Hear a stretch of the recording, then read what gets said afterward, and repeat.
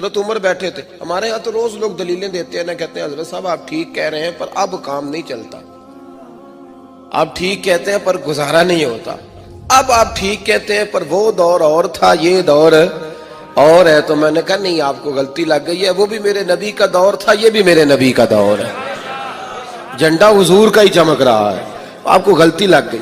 اب لوگ دلائل دیتے ہیں. حضرت عمر گھر میں بیٹھے تھے تو ان کا بیٹا بھی ساتھ بیٹھا تھا, کسی مسئلے پر بات ہونے لگی. حضرت عمر نے اپنی بات کی مضبوطی میں نبی پاک علیہ السلام کا ایک فرمان سنایا. تو آپ کا صاحبزادہ کہنے لگا ابا جی وہ تو ٹھیک ہے, لیکن جب یہ لفظ اس کی زبان پہ تو حضرت عمر نے تلوار نکال لی. فرمایا اٹھ نکل میرے گھر سے, میں رسول اللہ کی بات کرتا ہوں تو اگر مگر کرتا ہے, میں حضور کا فرمان سنا رہا ہوں تو اگر مگر کرتا ہے, نکل جا, کوئی جگہ نہیں تیرے لیے, چل دوڑ جا. جو میرے نبی پاک کا فرمان آنے کے بعد اگر مگر کرے وہ عمر کی چھت کے نیچے نہیں رہ سکتا, چل نکل. یہ کوئی بات ہے, پیار بھی کرتا ہے, کلمہ بھی پڑھتا ہے, اگر مگر بھی کرتا ہے. کہتا ہے نہیں جی ابھی انتظار کر رہا ہوں, دیکھ رہا ہوں, سوچ رہا ہوں. بھئی تو مسلمان ہے, اب تیرا کام ماننا ہے, تو نے عمل کرنا ہے, تو نے لے تو لا اللہ نہیں کرنا, تو نے بات مانی. حضرت عمر نے گھر سے نکال دیا. بچہ کئی دن منتیں کرتا رہا, کوئی نہیں چھٹی ملی گھر آنے کی, کوئی نہیں چھٹی ملی. وہ امیر المومنین حضرت ابو بکر صدیق کے پاس گئے, کہنے لگے ابا جی سخت ہیں, آپ کو پہلے بھی پتا ہے, میری سفارش تو کریں. تو جناب صدیق اکبر گھر آئے, کہنے لگے چل بس کر, تو سخت ہی ہو جاتا ہے, چھوڑ دے. کہنے لگے ابو بکر تمہیں پتہ ہے اس نے کیا کیا ہے؟ کہا ہاں, یہ کہتا ہے کہ حدیث میں وہی تائید ہی کرنے لگا تھا بس, لیکن نکل گیا منہ سے. کیا لفظ ہے حضرت عمر کے. فرمانے لگے ابو بکر دل پہ ہاتھ رکھ کے بتا, تیرا بیٹا ایسے کرتا تو کیا کرتا؟ جناب صدیق اکبر رو پڑے. فرمایا میرا امتحان نہ لے. ابو بکر رو پڑے, میرا امتحان نہ لے, مجھ سے نہ پوچھ کہ میرا بیٹا حضور کے مقابلے میں اگر مگر کرتا تو آپ کیا کرتے. تو جناب ابو بکر فرمانے لگے تو نے تو تلوار اٹھائی تھی نا, میں نے مار بھی دینی تھی, تو اٹھائی تھی.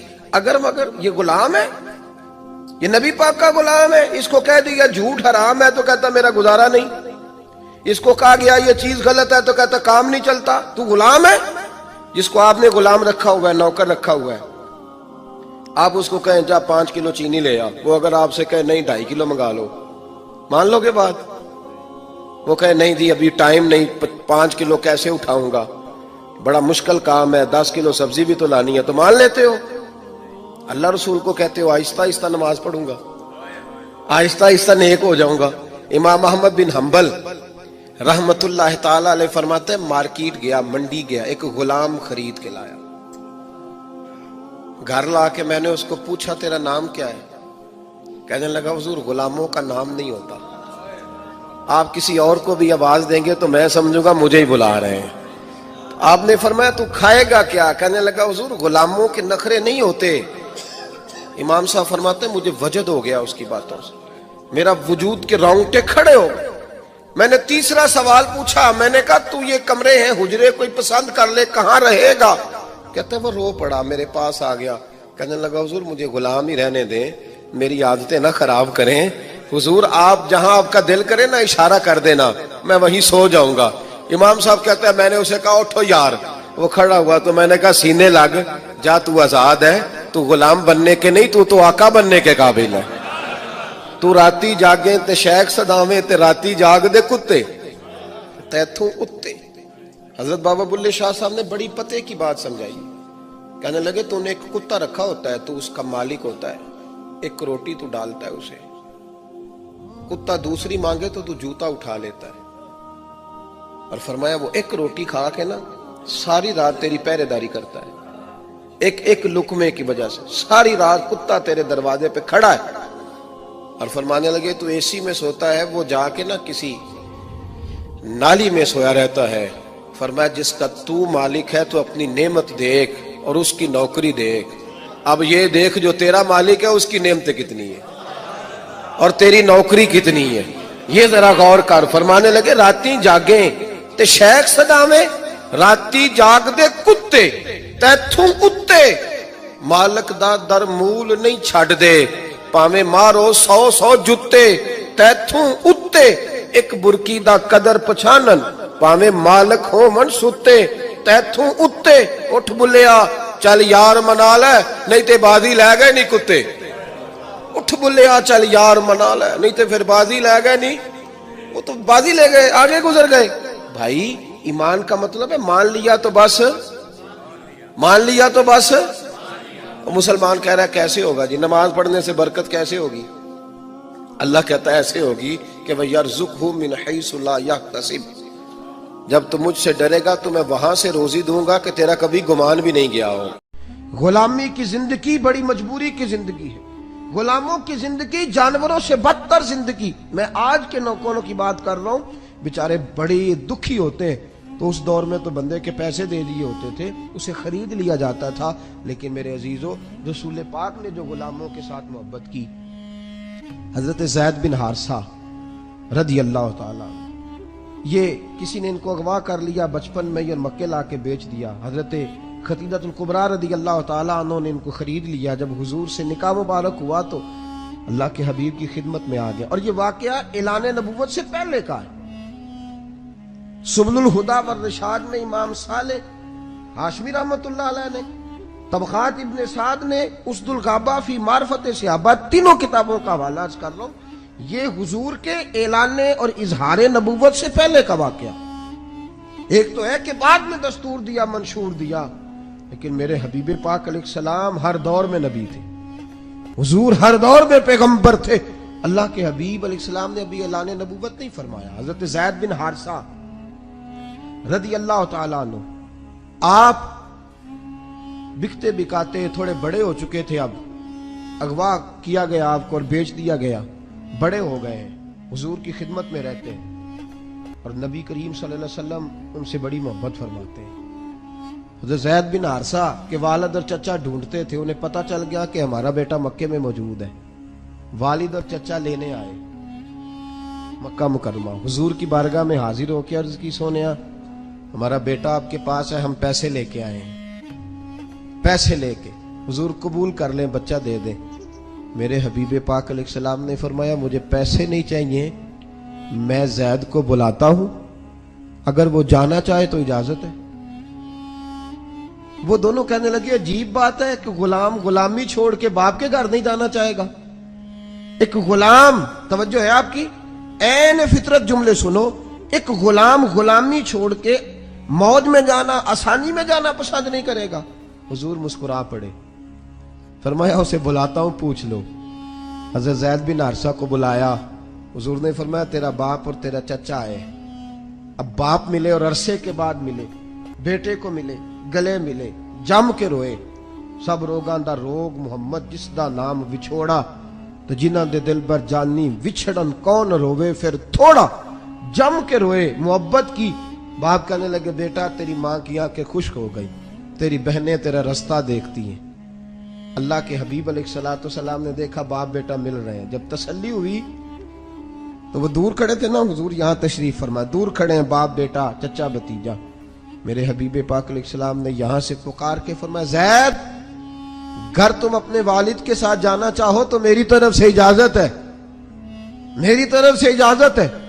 हजरत ज़ैद बिन हारिसा ने लफ्ज सुने तो यूं पीछे रुख फेरा, दौड़े आए हुजूर के कदमों में, कहने लगे तेरे कदमों में रहूं, गैर की ठोकर पे न डाल, मैं झिड़कियां खाऊं कहां छोड़ के सदका तेरा, और तेरे कदमों में जो है गैर का मुंह क्या देखें, फिर कौन नजरों पे चढ़े देख के तलवा तेरा। कहा या रसूल अल्लाह, बाप की मोहब्बत अपनी जगह, माँ का प्यार अपनी जगह, लेकिन तेरे आस्ताने पे जो इज्जत मिली है और तेरे घराने ने जो प्यार दिया है, माँ की ममता भी कुर्बान, बाप की शफकतें भी कुर्बान, बहनों का खुलूस भी कुर्बान। सोनिया मैं कोई नहीं जाऊंगा। बाप और चचा ने जब ये वाले आना प्यार देखा ना तो कहने लगे हमें इजाजत है। हुजूर ने फरमाया तुम तो लेने आए थे। कहा सोनिया ज़ैद सच कहता है, मैं इतना प्यार नहीं कर सकता जितना आप मोहब्बत फरमा रहे हैं। और फिर नतीजा देखो क्या निकला। नतीजा जनाब सिद्दीक अकबर का बड़ा मकाम है। हजरत उमर फारूक रज़ी अल्लाह ताला अन्हु की शान और उनकी मिसल का दूसरा शख्स मिल ही नहीं सकता। जनाब उस्मान गनी, जनाब अली मुर्तजा, हजरत अब्दुल रहमान इब्न औफ, हजरत तलहा, हजरत जुबैर इब्न अवाम, हजरत खालिद बिन वलीद, साद बिन अबी वकास, बड़े बड़े नाम है ना, लेकिन कुरान पाक में अल्लाह ने सिर्फ हजरत जैद का नाम लिया।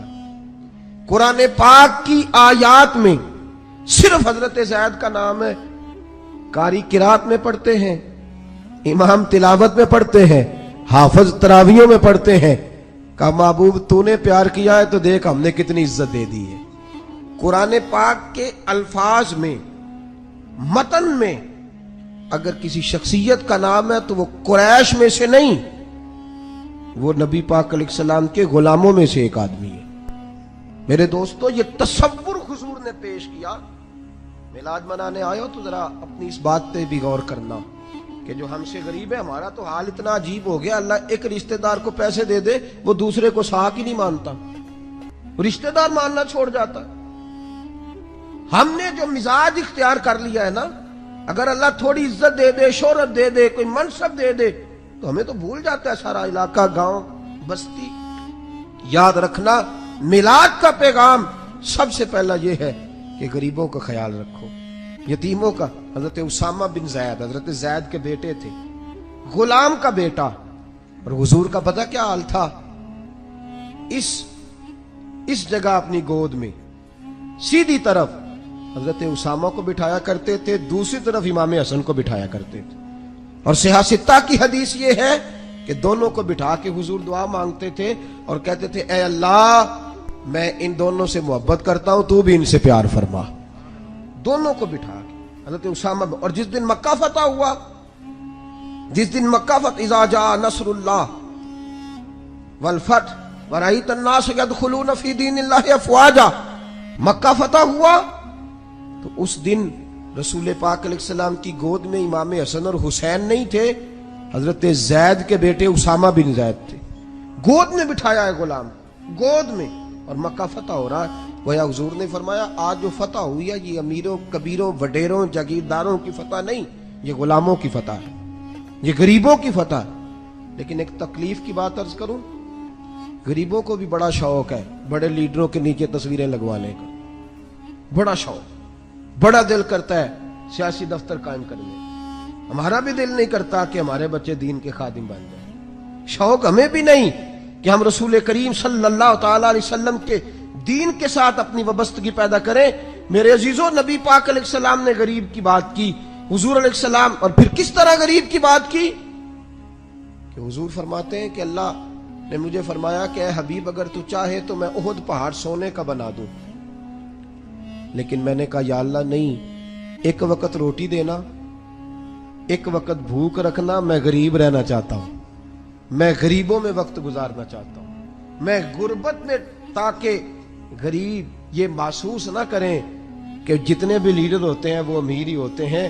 जो कायनात का इमाम है वो गरीब ही रहा है सारी जिंदगी, उसने गरीबी को खुद इख्तियार फरमाया, खुद इख्तियार। एक शख्स आया मेरे हबीब के पास, रसूल कायनात की बारगाह में एक शख्स आया, वो अरब के बादशाहों के पास जाता रहा था, उसने कांपना शुरू किया, हुजूर को देख के ना कांपने लगा। अल्लाह के हबीब ने फरमाया कांपता क्यों है? तो कहने लगा, सोनिया मैं मदीने के बादशाह के पास आया हूं तो डर लग रहा है। अल्लाह के हबीब की आंखों में आंसू आ गए। और अगर आपने अभी तक हमारा चैनल सब्सक्राइब नहीं किया तो फौरन सब्सक्राइब कीजिए, साथ ही बेल आइकॉन पर क्लिक करें ताकि मजीद आने वाली वीडियो है वो आपको वक्त पर मिलती रहे। अल्लाह हाफिज।